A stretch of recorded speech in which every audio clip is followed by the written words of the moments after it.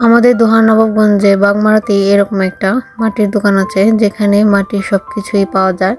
তো আমি গিয়েছিলাম সুরগঞ্জ, তো একটু হেঁটেই গিয়েছিলাম দোকানটায়, কারণ আমার একটা শখের জিনিস কেনার ছিল।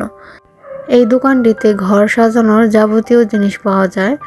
আমি গিয়েছিলাম একটা জিনিস কিনতে, কিন্তু আমি কিনে নিয়ে আসছি আরও বেশি জিনিস।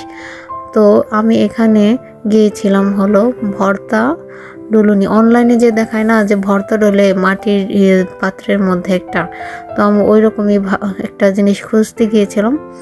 তো গিয়ে দেখলাম তাদের কাছে আছে, তো আমি সেটা নিয়েছি, সাথে আরও কিছু নিয়েছি। আর এখানে হাতানি, তারপর কলসি সবই আছে। আর এই সমস্ত পণ্যগুলো নাকি তারা রংপুর থেকে আনে। আর এই যে এগুলো হচ্ছে ভাত খাবার প্লেট। আর দামও কিন্তু একটু বেশি ছিল।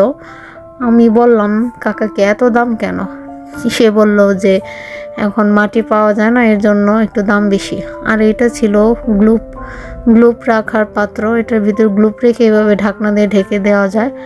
আর এই মিররটা আমার কাছে খুবই পছন্দ হয়েছিল। তো আমি বাসায় এসে আপনাদেরকে দেখাচ্ছি আমি কি কি নিয়েছিলাম।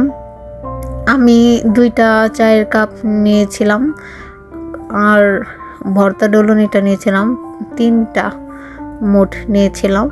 কোনটা বেশি সুন্দর হয়েছে অবশ্যই আমাকে কমেন্ট করে জানাবেন। এখন বলি কোনটা কত দিয়ে কিনেছি। চায়ের কাপ ছোটটা 100 টাকা রেখেছে, আর বড়টা 120 টাকা রেখেছে। আর এই ভর্তা ডলুনিটা রেখেছে হলো 140 টাকা। নিজের শখের জিনিস কিনতে পারলে কিন্তু একটু আনন্দ বেশি লাগে, তাই না? আমার অনেক আনন্দ লাগতেছিল।